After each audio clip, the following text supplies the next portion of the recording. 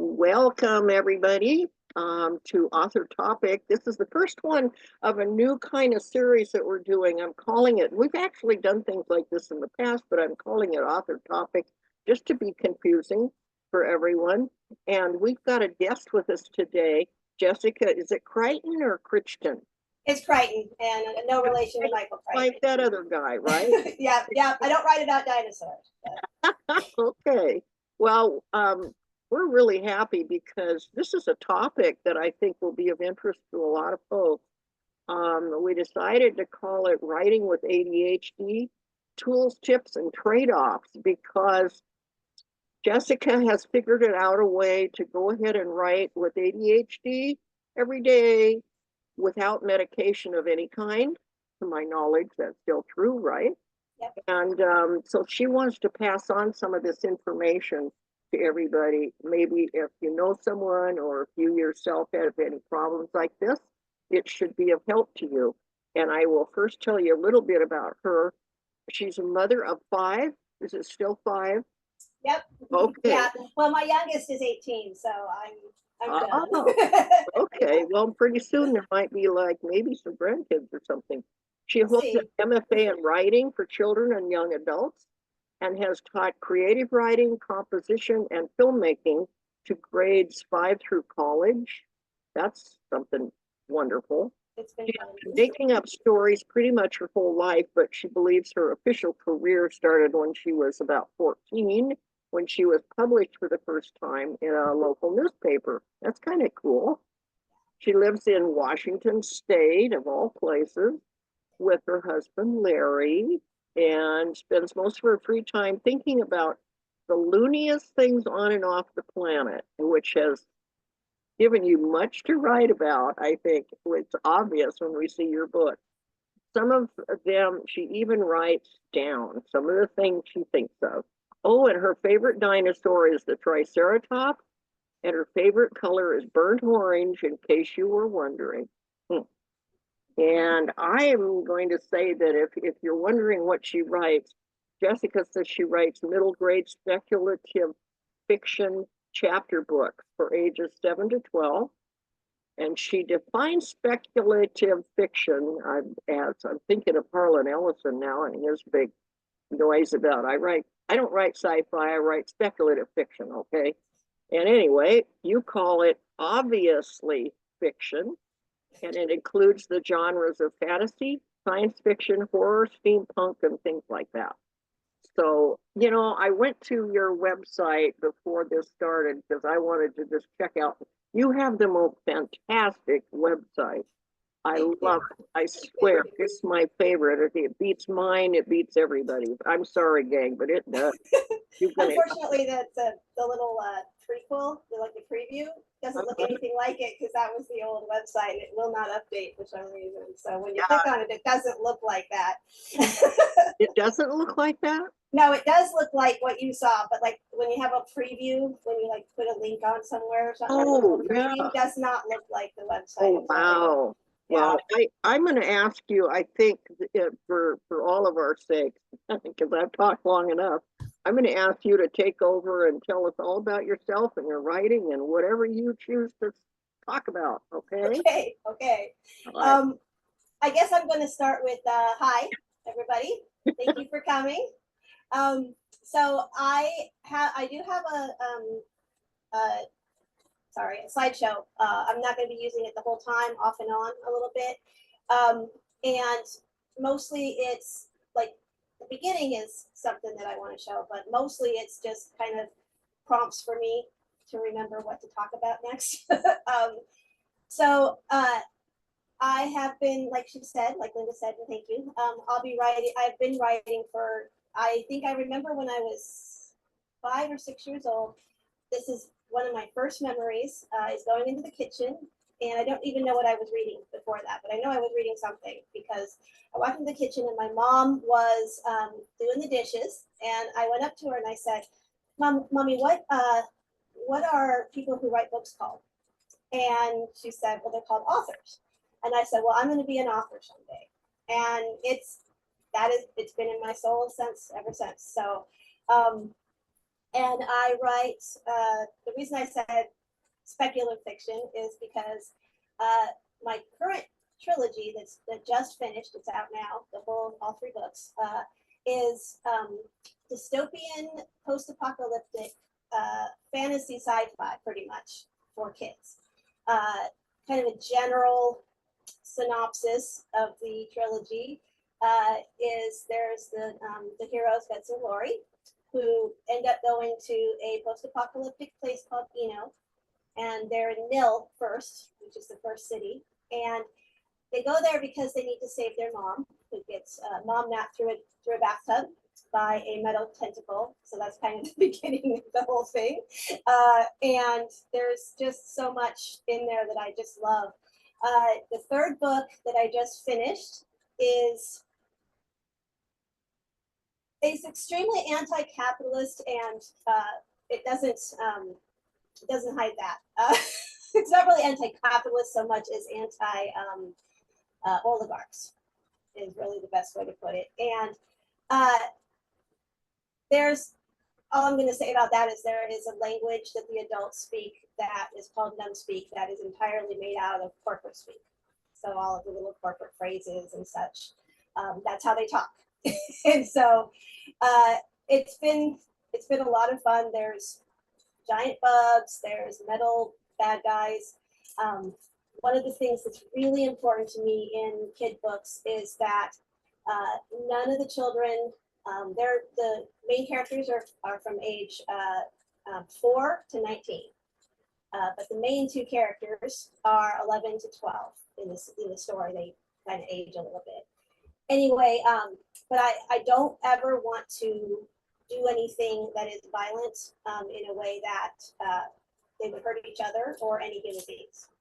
So the only thing that they actually fight are the robots and the bugs and stuff like that. There's monsters in the first book. There's a robot dragon and a cyborg minotaur, like stuff like that. It's just I got some pretty crazy stuff in there, and I love coming up with the weirdest things. I'm the kind of person that, give me a rain puddle and I can tell you what it looks like, and it doesn't look like a rain puddle to me. The one thing I'm kind of concerned about is that I don't know how to show the screens, oh my gosh, brain, my pictures, because I haven't done Zoom before, which I know is crazy, but so I'm not sure, Linda, how to show it on here. Oh, you show your yeah, my brain's not working. I can't remember the name of it. I just said it. The slideshow. Yeah. I'm not sure how to show it here. Share screen. Well, do you see something at the bottom of the screen or wherever your list of yes. Share screen? Yes. What'll happen is it'll open up on your computer top or whatever, and you need to select then. You have to have those things available showing on your desktop. And you can click on one of those after you say share screen, you can pick one of those things and then it will show up. Okay, perfect. Thank you. I just wanted to make sure. Brian, see how it goes. I just want to make sure I've got it, at least somewhat smoothly. Sure. So, okay. This is Jesse's first time on Zoom, which I did not know, or I would have tried to, do a little test with you, but thank you for your patience with me, Jesse. No, thank you. Like a lot of ADHDers, I have to do to learn. I love reading, but when it comes to learning, I have to physically do things to know what it, how to work it. So thank you very much. Real fast, I would like to talk a little bit about my new series, if that's cool. So it's called the Inkblood Society. And what it is I've got the first book done, and it's out on Query. And it's called Petra's Playlist. And the general idea of the Ink Blood Society is that there are 6 main characters.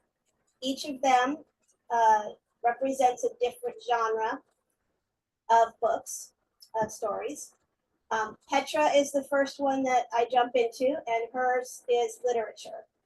And the reason that I say it's literature is because all of the others are, you know, fantasy, science fiction, action adventure. You know, they're all the fiction genres that are, you know, the fun, obvious ones. And I was like, I got to do just, you know, straight fiction, but I don't want to call it just straight fiction because that's kind of weird to me. Anyway, so I call it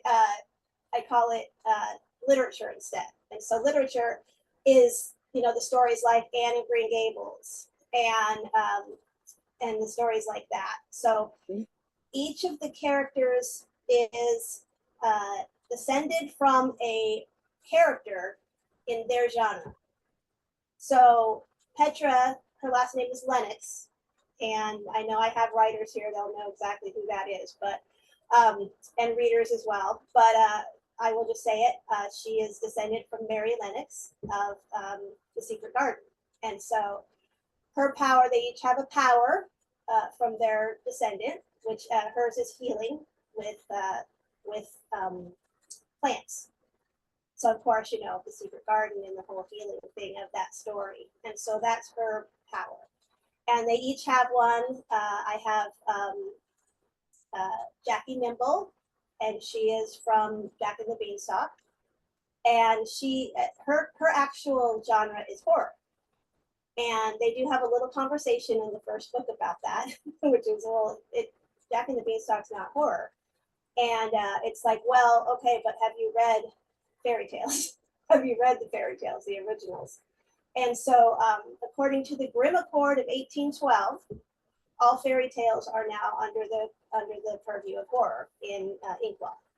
So it's stuff like that it's a lot of fun. There's a character named Wally, and he is the narrator. And he's a character narrator, but that's all he is the narrator. And he speaks in third person, but they can hear him, and he answers their questions in third person as well. So it's been a lot of fun working on that one. I think the next one will probably be the bunny, and she is, her name is Vivian Love, and she's from Animal Stories, which is the genre under the children's, you know, books. And her power is super speed and super strength. And the reason she has those powers is because her ancestor, Bunny, his whole thing was about being real. And so she didn't want to have something that was, you know, obvious magic powers or anything like that. She wanted to be more real, you know. And so they're all like that. And it's been a blast to write. But now that I'm done with Guts and Glory, it's kind of weird not to be working on that anymore. Okay, that's enough about me.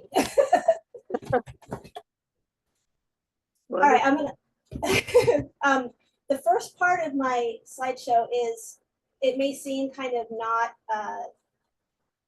part of the genre or the subject, but I will explain that. Being ADHD myself, I will probably go back and forth a few times. If I'm going too fast or it's hard to follow me, just let me know. I have been ADHD obviously since birth, and I have known it since I was since I was old enough to remember, I think. I don't remember not knowing that I'm ADHD. And the way I describe it is, or explain it anyway, because nowadays there's a lot of people that are like, I'm ADHD, you know. And it's because that I grew up in small town Idaho, and I was diagnosed as a girl in the 80s in small town Idaho. And so I'm definitely ADHD, 100%. They wouldn't have even looked at me otherwise at that point. And I remember having the permission to get up and run around the halls of the school if I wanted to, because that was the only way they could calm me down enough to actually focus on my work. So All right, so I'm going to show. Yes, so share. Yes. Okay, I'm figuring this out. Can you? Hey, Can you for see it? you. I'm sorry. Good for you. It worked. Yay! Okay. It says I am screen. Cool. Okay. So, writing with ADHD, Confessions of a Grown-Up Nell Kid. Nell is like I said, the city of Guts and Glory, and the background here is also Guts and Glory, from my friend Jessica, who did the illustrations for the first and second books. And so I'm doing my own thing there. Anyway, so when you have ADHD, you tend to correlate things in odd ways sometimes, and that's fine. For me, it is to kind of do metaphoric connections, I guess. And so with this one, there's a lot of neurodivergence. You have ADHD, of course, you have autism, of course, OCD, all of those. And so for me, correlating those with genres really helps me to kind of put together, okay, this genre can have a lot of the, sorry, with what I've been going through, my brain sometimes glitches, but I correlate those to different categories, that's the word. And so I'll kind of explain that. So you have autism, of course, and I correlate autism with a specific genre, actually based on my daughter, my oldest daughter. She's autistic, and she is the light of my life. She is the sweetest girl.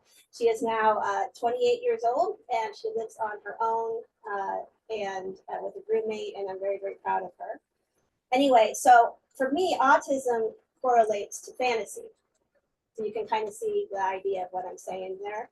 And fantasy, because fantasy is, it's such a escapism, genre, that we use that kind of not just as a genre, but as a description, a descriptor for just, well, you're just kind of off in your own world, these are your fantasies. And a lot of autistic people, they'll escape into their own worlds in order to be able to calm down the panic attacks that can often come with autism. And so I put in depression as well. That's a big one for a lot of people. And so what I would like to ask, now that I've shown kind of the autism, what genre would depression be to you? If anybody wants to answer that.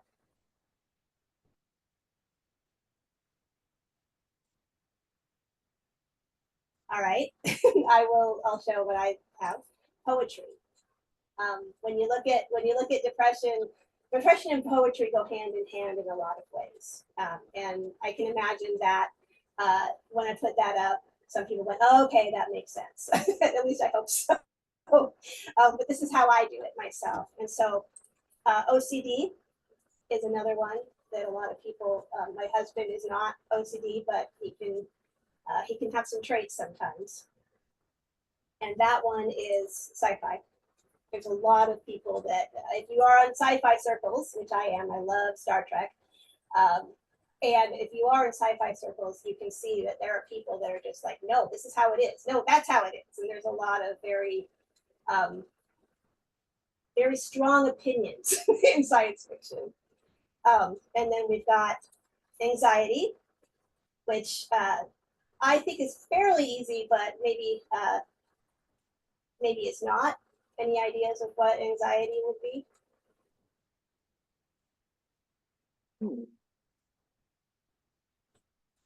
That would be horror. That was Yeah. yeah. And so now we get to ADHD. There's a reason I ended with ADHD. Any ideas? All of them? Pretty much. I mean, action adventure. We do the thing, it's called stimming. I did not know there was a name for it. I've been doing it my whole life, but I just learned it's stimming. Wow. So yeah. So that's kind of my idea of how I put together the genres when it comes to neurodivergence, since I have been, my whole life, and everything that comes with that, just the chaos really that comes with ADHD. And so I do have a couple examples of the mixed genres, and I don't know why the ADHD is not there.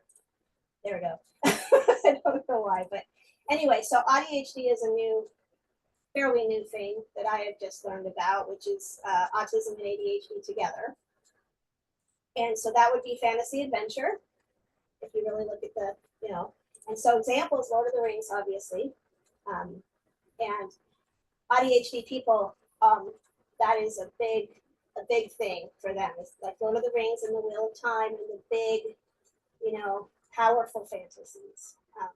And that is very much kind of an ADHD idea of just not only escaping, but escaping into something that will trigger and help the hyper focus and the need to just jump in with your whole body into a story, which is an ADHD trait as well. And then this is the second one, and I only have two examples, but depression and anxiety together would be horror poetry. And of course, the first one is Edgar Allan Poe. He is the definition of horror poetry, really. And then of course, Sylvia Plath, Daddy especially, is one of them. So, like I said, it kind of looks like it's not really subject heavy, but I wanted to kind of give an idea of how the ADHD brain can work. And so I have this thing where I have, what's it called? Second here. Okay, that's good for now. I'll go back to it. But I have this thing where second here. There we go. It was being weird. Anyway, where numbers have personalities for me. Each number has, like, number one is this little, kind of shy boy. And it goes from there. I also characterize the seasons, which a lot of people do, but I put them together 3 months each. So December, January, and February are winter. March, April, and May are spring. June, July, and August are summer, of course, and then September, October, and November are fall. And I know that those aren't the official dates for those, but it makes sense to me. And so it's a categorizing type of deal. All right, now I'm actually going to get into the actual subject here. Oh, there it goes. Okay. We're going to go, and I'm just coming up with, or looking at it myself. In share. Yeah, okay, there we go. Yep, I'm going to share here again. Let's stop doing that. Gotta love, okay. And share. Okay. All right, there we go. So a lot of writers, we talk about schedules, and writing, when you can write, when you can't write, how to do it through if you have a job, and such. And so a general, and this might not be everybody's, of course, but a general everyday kind of writing schedule is, the imagination. You write your first draft and or you research, right? Then the first edit, write the second draft, send out to the alphas, second edit, send out to the betas, final edit, and then there's different things you do at the end depending on how you publish. So you send it to your editor, or you query, or you self-publish, depending. For me, it's query. I don't have an editor, to be very fair, to be very honest, because I can't afford one right now, and I don't want to ask anybody to do it for free. And so that's kind of the general way that a schedule works. Well, with ADHD, if you do it this way, then by, I'm going to say, the fourth, writing the second draft, you either just don't care anymore, you're just tired of it, and you want to change it up, because when you have ADHD, you just want to do this and this and this and this and this. And so by then you're usually not even really invested in that story anymore because you've already gotten this idea and that idea and this idea. And so I gave myself kind of a different kind of schedule to make sure that I can get through the book and get it published, or publish it myself, one or the other. So here's the kind of the schedule that I have, which is imagine, write, recharge, edit part 1, and then arting part 1, edit part 2, arting part 2, multitasking, and then quote edit, and then number 10 is the same. And so I'm going to go through these and kind of explain what they each are, because some of them are like, what is that? So number 1 is imagine. And of course, that's one thing that we don't really often include in our schedules and in our writing. And imagine, of course, is, hey, I got this idea or that idea, and you kind of begin to put together what you want to write. And it's an important stage for me because it's not just about coming up with the idea, it's about getting excited about the idea. And when you're ADHD, you have to be excited. I got in high school, I had an A++. I was actually being a teacher's aide in my English class. And then I would go to math class and my IQ would drop like by 1 billion. And so for writers, period, like all writers, but especially when you're ADHD, the imagine step is extremely important for just getting excited about it. And what you do is you don't just imagine your idea, you picture the story, you picture the world. And for me, like, I'm going to use Guts and Glory as my example because that's what I've been working on and that's what I'm done with now. And I've been focused on it for so long. So for me, I imagine the idea and kind of get into the story. And I love characters. It's my favorite thing to do is creating the characters. And so I start to kind of put the characters together and okay, this is kind of interesting. That's a good idea. The slide that is in the background there is one thing that I came up with early on. And that's how they get into NIL, is they get the slide. They go through a bathtub portal and they come down the slide. So ideas like that, I was like, ooh, this could be it, that could be it. Because my first thought was, what about if kids went into a post-apocalyptic situation? Now, post-apocalyptic is not exactly a child-friendly genre most of the time, which we all know. So for me, it was like, okay, what could I do that would be a story that would be for kids that would be post-apocalyptic? Well, the first thing would be, oh, they probably make their own clothes, and oh, they make their own weapons, and okay, what else can they do? And so that was the imagine stage, just getting myself hyped up for it. That's very important for all ADHDers. And when we are hyped up for something, then you can't keep us away from the idea. We just focus on it big time. So that's really important for making sure that you can keep going. And so that's a stage that most people don't really talk about, but it's extremely important. Of course, the second one is write. Notice it doesn't say write first draft. And the reason for that is because when you're ADHD, you have to think of it more as a fun thing, especially the first draft. Especially all you're doing in the first draft is just going. I know a lot of writers will kind of write and do notes and do research and kind of make sure that they get it as well as they can because it is a first draft, so nobody's perfect, especially on your first draft. But the important thing, the very important thing for ADHD writers is to just write. Just write. I know Stephen King gave that advice as well, but I completely agree with that. Don't worry about edits, don't worry about spelling and grammar, not even typos. Just dive into your story.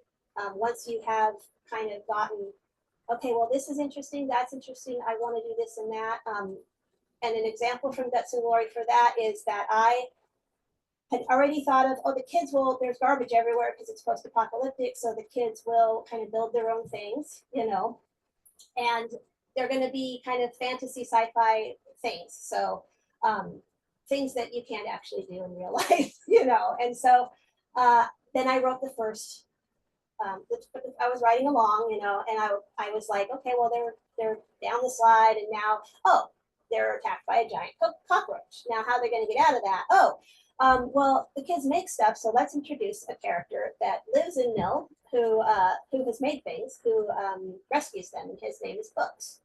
And Books has become probably the most beloved character I've ever written. Like every time I ask somebody, well, who's your favorite character? They say Books, because he's a grouchy little boy with a very big brain. And so he kind of yells at them and goes, why are you out here? You're going to get hurt by the cockroaches, you know?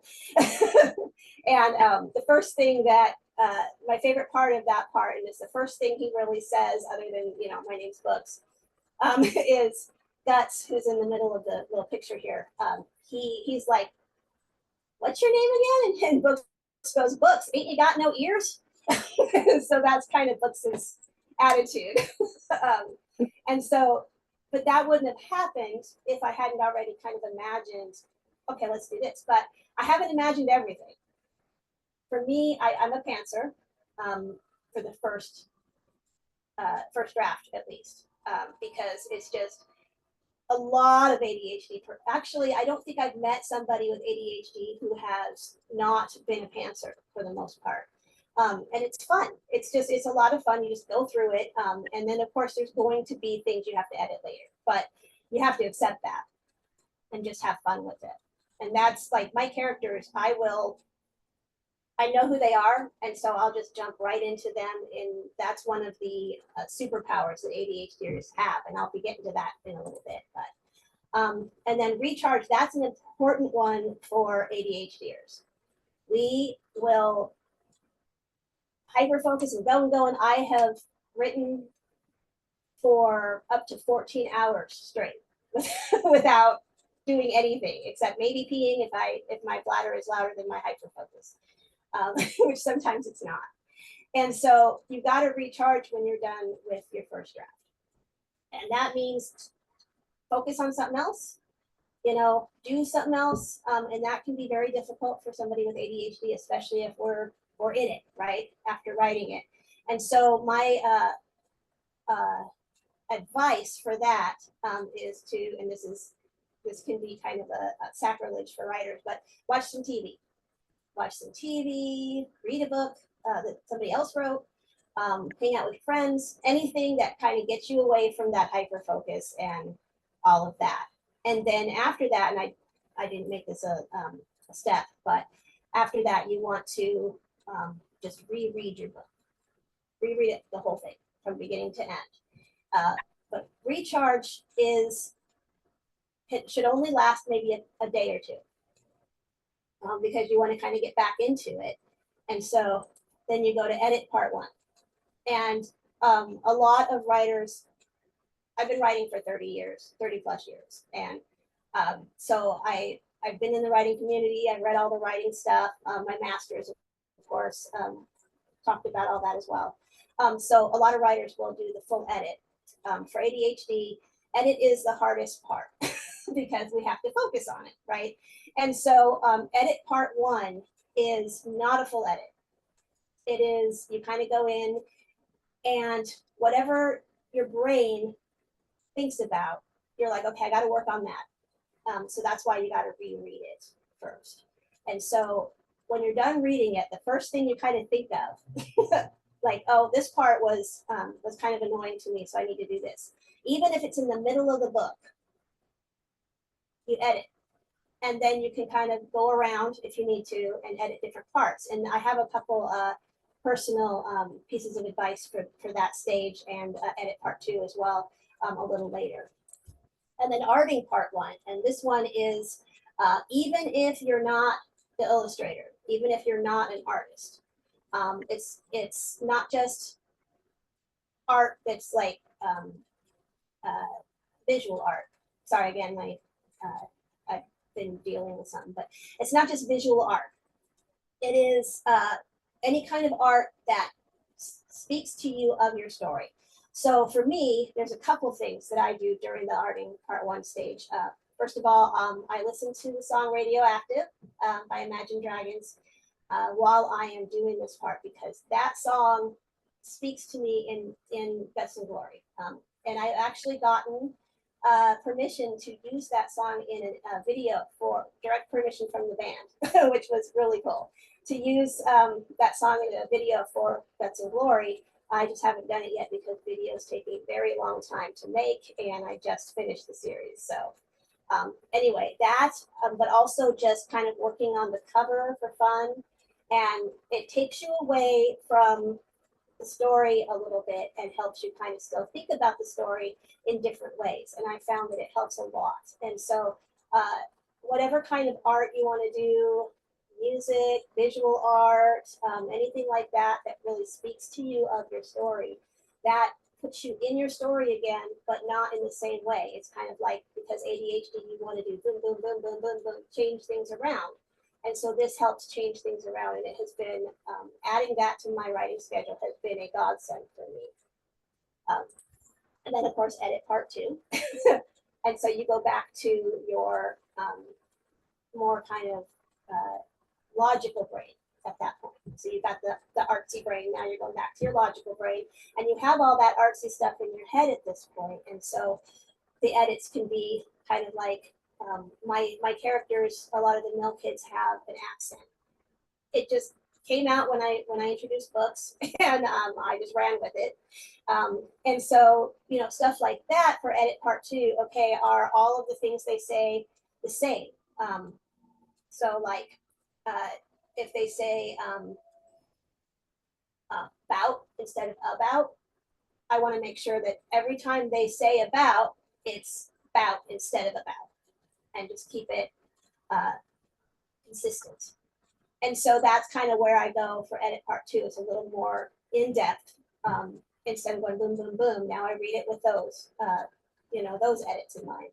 And then I'm like, okay, that's, you know, that's a little more in depth for that. And of course, another arting session to bring you back to the art part. And so same idea for that one. And then the multitasking session, that taps into our, you know, very, you know, excited. And so that is a free for all. That's a freebie. If you want to edit, edit. If you want to do art, do art.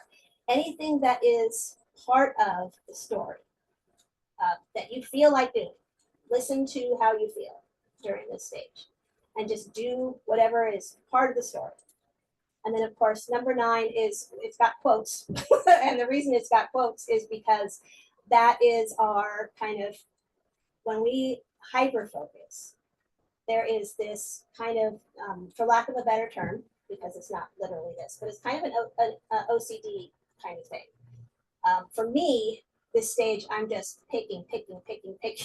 You know, what am I gonna edit here? What am I gonna edit there? What am I gonna say here? What am I gonna say there? What have I forgotten? And this is the stage where I look at all of my notes, and we're gonna talk about that in a bit, but look at all of my notes and go, oh, I woke up in the middle of the night this time and sent myself a text about this. Now, did I make sure I put it in there? That's during, you know, that edit stage is the picky edit stage. And at this point, you are fully involved in the story. And when you're fully involved in the story as an ADHDer, you are so picky about what you're doing, what you're putting in it. And so that's kind of the 9th one. That's when you're picky and you just kind of, the way I described it to my husband, was when you have a cake, and you're baking a cake, and you're just throwing the, you know, you watch those baking shows and you throw the icing on there, right? So they throw the icing on there, and the icing's a blob right now on top of your cake. You've baked the cake, you've done all the stuff, you've made the icing. Well, this stage is where you smooth the icing out, you know, make it all pretty. And then of course, this one is the same. You send it to your editor if you have an editor, or you query, which is what I do, or you self-publish. And I queried for about a year before I just gave up and self-publish. So that's kind of my thing there. And then, so now we're going to talk about superpowers. This is what I talked to my daughter about because she's also ADHD. And, oh, sorry, I have to correct myself. My child, they're ADHD. Sorry. I'm still getting used to this. So the ADHD superpowers, these are kind of some of the things that we have that we can use for writing that will just throw us over the top. Hyperfocus, creativity, problem solving, empathy, multitasking, and perspective. And so I'll go through these real fast. We've got, that's the, oh, it's not written on there. They're all written on there. This one broke. Anyway, this is the hyperfocus. And then the hyperfocus, of course, when you're ADHD, if you really get into something, like I was saying earlier, there have been times that I've written for 14 hours straight and didn't even realize it. And so the hyperfocus is where it's exactly what it sounds like. You focus so much that it's the only thing you see, it's the only thing you hear. And in some ways, especially when you're writing the first draft, it is wonderful. You know, we can use that because we are in the story. And when you're in the story, the reader's in the story too. If we don't love the story, then nobody else is going. And this is where, if you're in the story, like I was saying, there's been times on Guts and Glory that I've written something that I'm like, okay, I guess I'm going to go with that because my brain's going so fast because I'm in the story that I'm just letting it happen. And that is a beautiful thing because it is.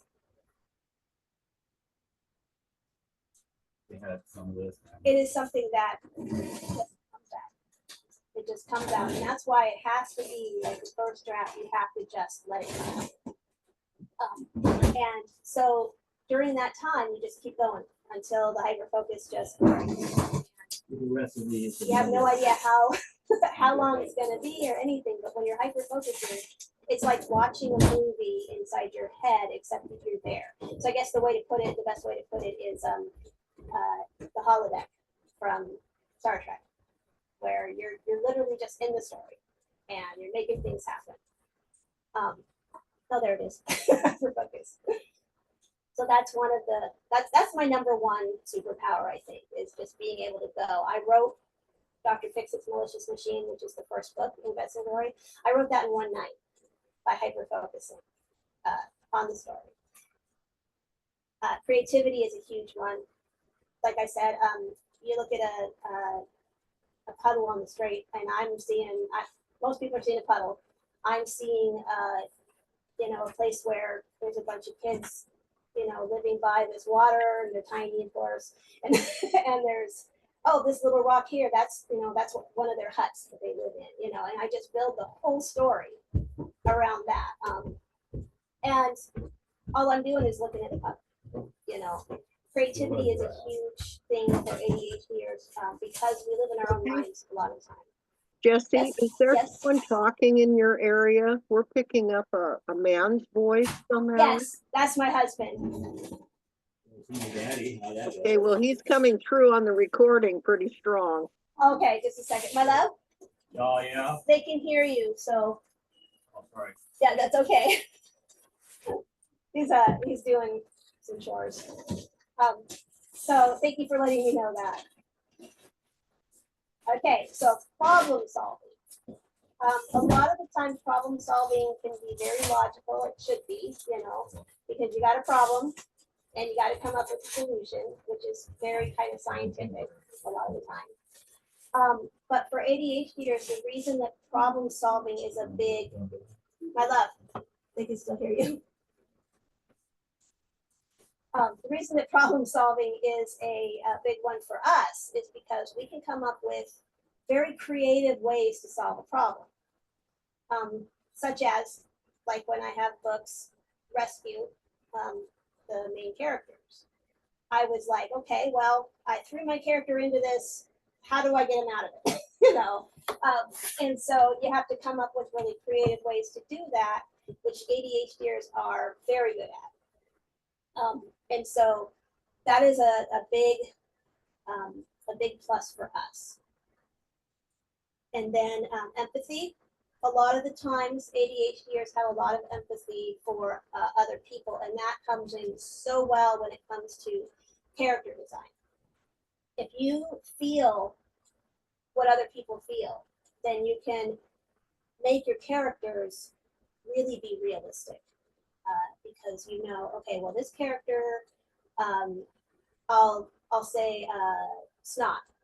Snot's a great example. He is one of the characters in Guts and Glory, and he is he at first he is a little brat. He really is. He's a little butthead, and I was like, okay, well, I've made this little brat, but he's a main character and he's supposed to be one of the good guys. So how do I help develop this character into one of the good guys with the name I gave him?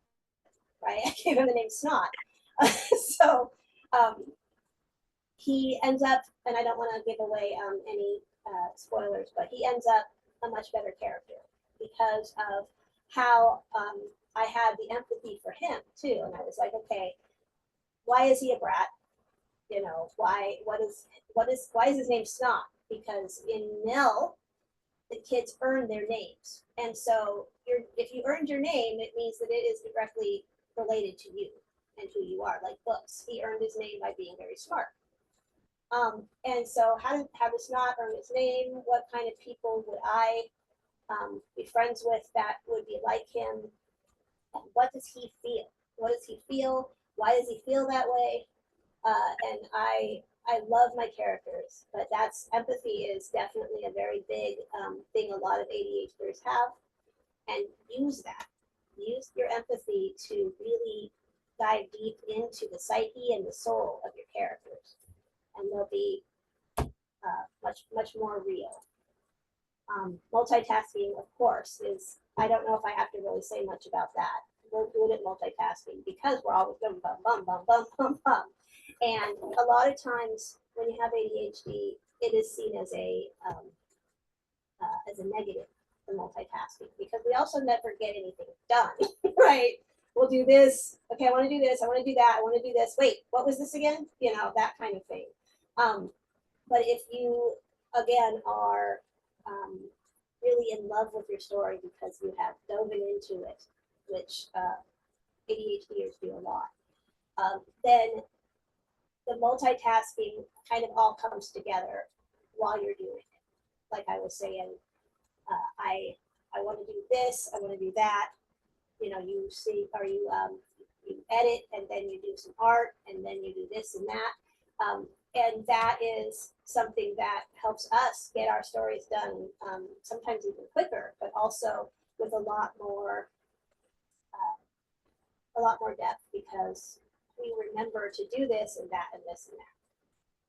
And there's some things I'm going to explain later, that this is a lot less specific, but there's some specific things that I'll be talking about in just a bit. Perspective, a lot of the times, because we are physically jumping around, we're also mentally jumping around. And so you can say, oh, I want to see kind of where this character comes from, and where this character, and how are they connected to the plot, you know? And a good example of that for me is that in the first book of Guts and Glory, it's from Guts' point of view.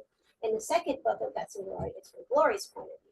And I'm sitting here going, okay, those are the main characters, those are the heroes. So what's the third book going to be, right? Who's it going to be from? And it is from different points of view of different characters that you have gotten to know over the first two books. And so that has helped me say, okay, well, what kind of, you know, this is what happens in this scene, which characters are in this scene, and who would be the best character to tell this scene, even if there's more characters.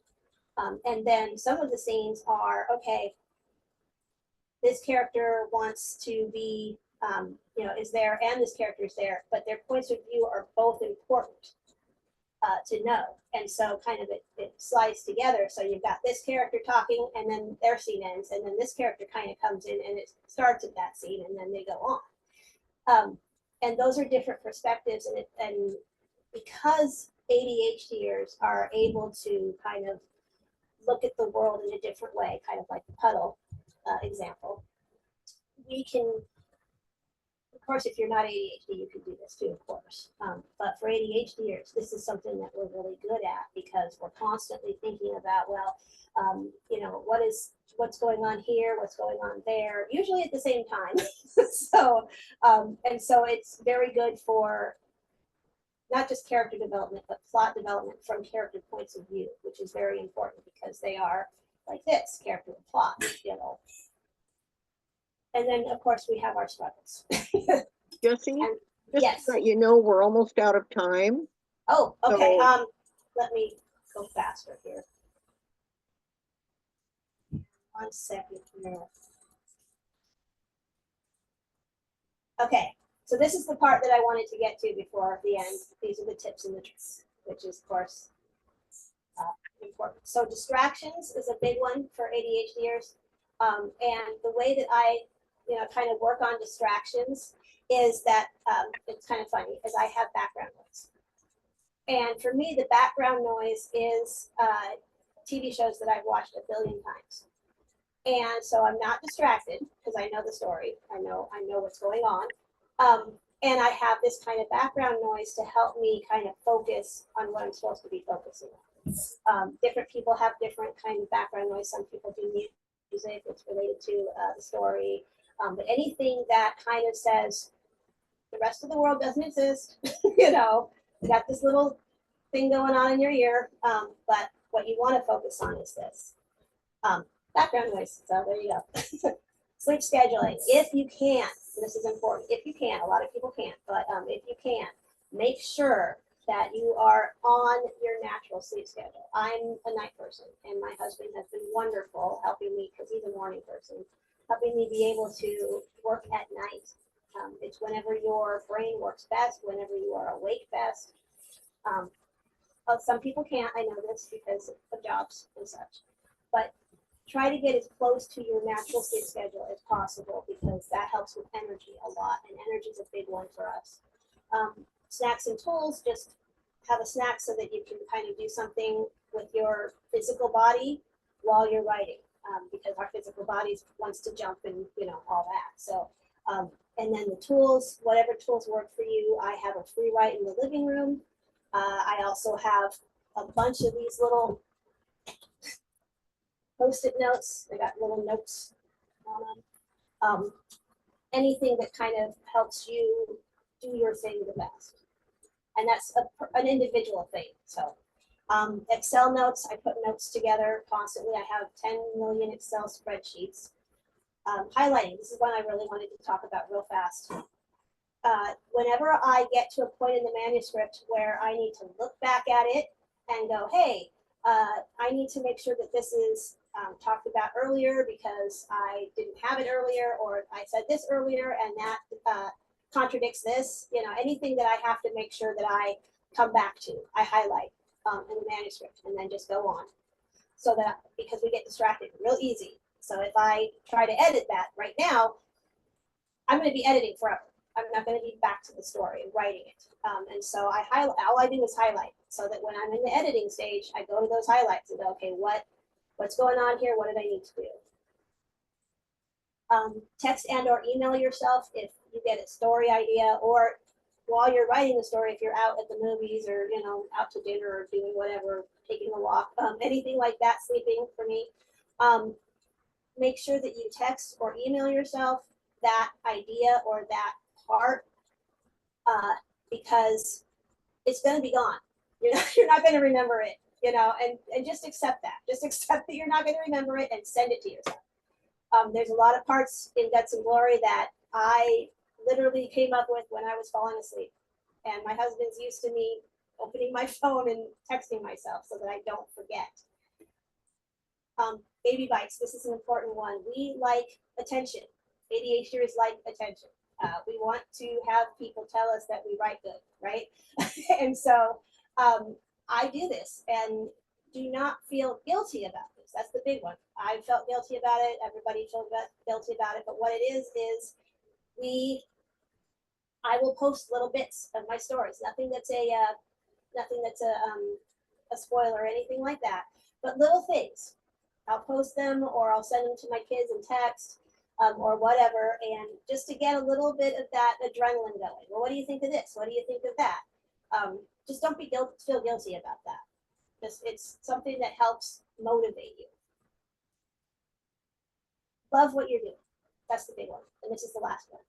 Just love what you're doing, and don't stop. Just do it. Just do what makes you happy, and do the story that makes you happy. And if that means you're juggling stories so that you can go from one story to the other to make sure that you never kind of get tired of it, do that. I've done that myself. Sorry that I I rambled a little bit here and there, but Well, I ate up some of your time in the beginning. I apologize for that. oh, don't worry about that. I like a lot of ADHDers, I have time blindness, so thank you for letting me know.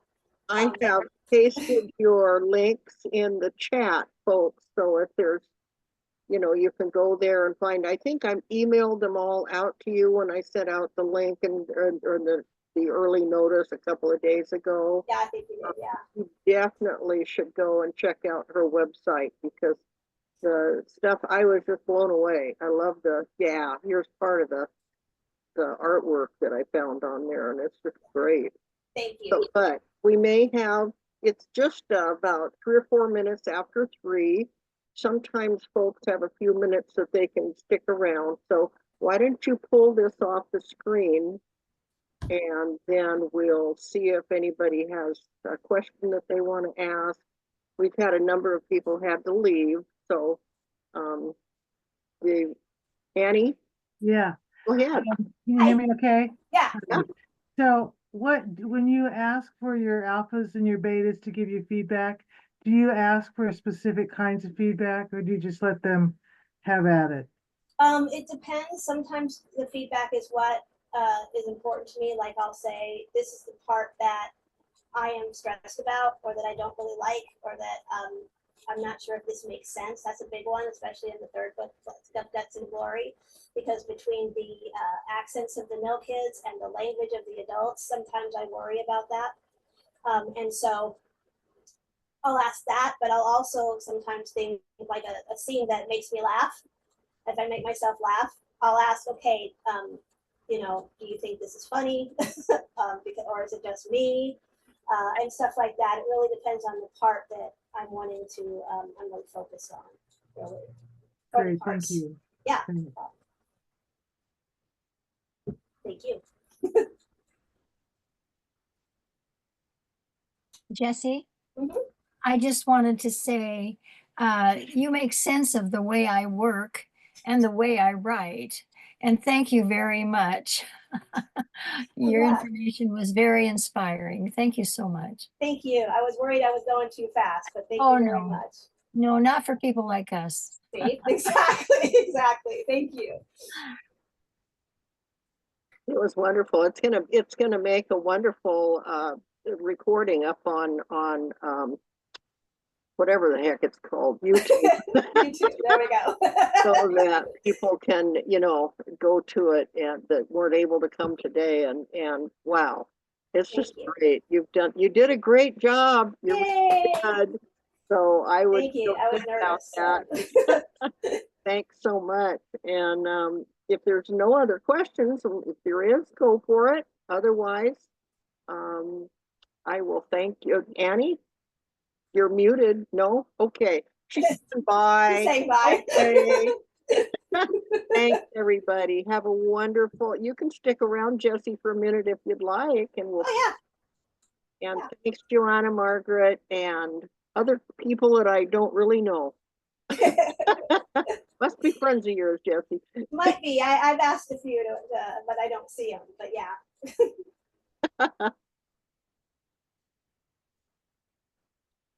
Jessie's I see gonna that. stick around with us, but if you guys need to leave, just click on your end thing or leave meeting down there, whatever works for you. Bye-bye. Bye bye. Thank you so much. This has been really fun. This person here, Jill, are you still with us? She might be. Jill's my very best friend since we were like 12 years old. We're both writers. Pardon? Excuse me? Jill's my very best friend since we were like 11 or 12 years old. She's Hey, she's a writer Jessica. as well. Hey, there you are. Yeah, I'm also a writer, also neurodivergent in a slightly different way, but yeah, I just wanted to check out your presentation. It was really great. Thank you. Thanks, Joe. Thanks Yeah. for coming, Jill. Appreciate it. Definitely. Yeah. I love her. Well, I Well- guess I'll sign off. It's about the end here, so I'll talk to you later. All right. Bye-bye. That was my kids. They were giving me thumbs up. So I think they were listening in the kitchen.